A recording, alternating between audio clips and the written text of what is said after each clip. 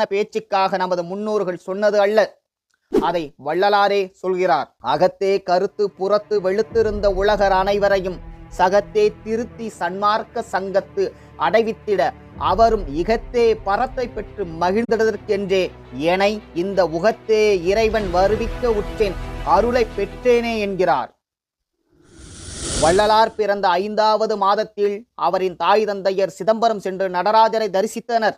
அப்போது பெற்றோர் கையில் இருந்த குழந்தை வள்ளலார் திரை தூக்கி தரிசனம் செய்யும் நடராஜர் சிலையை பார்த்து கலகலவென சிரித்தது.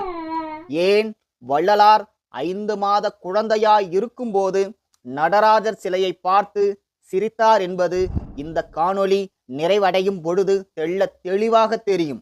வள்ளலார் பிறந்த 8வது மாதத்தில் வள்ளலாரின் தந்தை இறந்துவிட்டார். வள்ளலாரின் தாயார் பிள்ளைகளை அழைத்து கொண்டு தாம் பிறந்த பொன்னேரிக்கு சென்றார்.